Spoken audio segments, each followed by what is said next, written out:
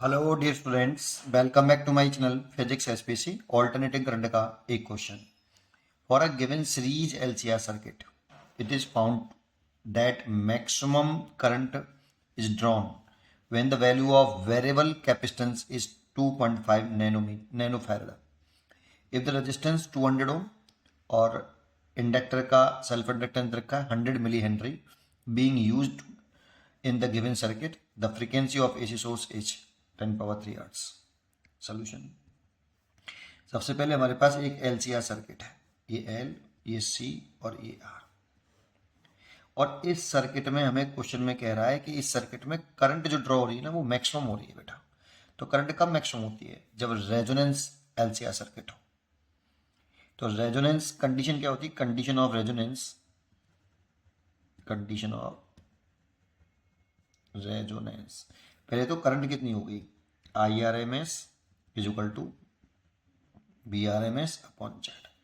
और जेड कितना होगा सर्किट का? इसमें जो करंट फ्लो कर रही होगी, I R M S current flow कर रही है जैसे ये, तो ये सर्किट का सोर्स का रूट मीन स्क्वायर वोल्टेज हो गया, ये सर्किट का इम्पिडेंस हो गया। तो जेड इज इक्वल टू होता है रूट के अंदर आर स्क्वायर प्लस, अगर एक्सएल बड़ा मान लें एक्सी से, तो ये होता है बेटा।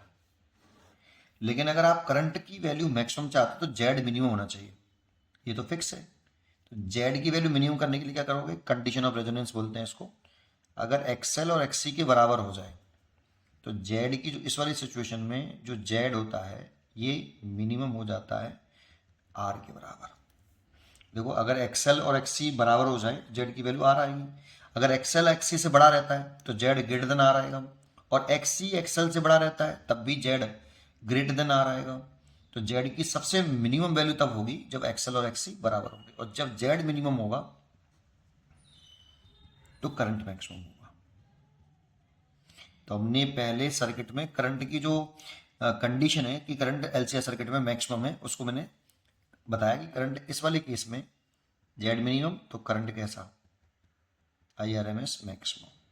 तो यही चाहिए थी। तो इस कंडीशन में इसको आगे सॉल्व कर लो। ये L omega is equal to 1 upon omega C. इसमें ओमेगा इसकी angular frequency, omega is equal to 1 upon L C, ये रेजोनेंस फ्रीक्वेंसी बोलते हैं। और लिखना चाहें तो 2 पाई एफ 1 अपॉन एल सी, ए बराबर 1 अपॉन 2 पाई 1 अपॉन, अच्छा ये ओमेगा स्क्वायर आएगा, ये रूट में आएगा बेटा। ओमेगा स्क्वायर होगा तो ये रूट में आएगा, तो रूट एल सी, तो रूट एल सी ये आ गया। और ये सर्किट की नेचुरल फ्रीक्वेंसी और ये सोर्स की अप्लाइड वोल्टेज की फ्रीक्वेंसी अगर दोनों बराबर हो जाए तो इसे रेजोनेंट फ्रीक्वेंसी बोला जाता है। ठीक है, हमसे यही पूछ रहा है। क्योंकि यही क्यों पूछ रहा है? क्योंकि जब करंट मैक्सिमम है तब पूछा है। तो करंट मैक्सिमम रेजोनेंस वाले केस में होती है। तो आपको सब कुछ दे रखा है, बस वैल्यू पुट कर लो। तो 1 अपॉन 2 पाई, अभी पाई लिख लेते हैं चलो, 1 अपॉन एल, एल की वैल्यू कितनी है देखो जरा। एल की वैल्यू है आपकी 100 मिली हेनरी, तो ये हो गया 100 डिवाइड बाई 1000, ऐसे मिली हेनरी को चेंज कर लिया भाई। और सी है हमारा 2.5 नैनो फैराड है, तो 2.5 10 की पावर माइनस के 9 होते हैं बेटा इसमें। ठीक है, तो देखो 2 जीरो से तो ये 2 जीरो कैंसिल हो गए। यहाँ पे 1 अपॉन 2 पाई की जगह पे देखो, ये पाई स्क्वायर की वैल्यू 10 रखी है, तो पाई की वैल्यू कितनी हो जाएगी? रूट 10। तो इस पाई की जगह पे रूट 10 लिख लो इसकी जगह पे, तो 2 इंटू रूट 10। और देखो यहाँ पे देखो ये 1 अपॉन रूट 10 आ रहा है, 1 अपॉन आ रहा है 1 अपॉन रूट 10, भाई ये 1 अपॉन रूट 10 ही तो है। और इसको देखें तो इस पॉइंट को उठा लें तो नीचे एक 10 और हो जाएगा, तो नीचे से 10 ऊपर लेके आएंगे तो -1 हो जाएगा ये यहाँ पे।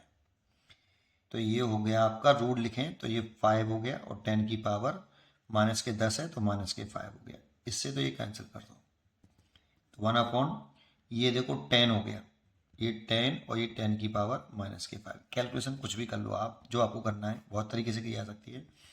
ये 10 की पावर माइनस के 4 ऊपर लेके आएंगे तो 10 की पावर प्लस के 4, इतने हर्ट्स आई। लेकिन उसने 10 पावर 3 यहाँ लगा रखा है, इसीलिए ऐसे लिख लो सर 10 इंटू 10 की पावर 3 हर्ट्स, तो इसीलिए यहाँ आ गया 10।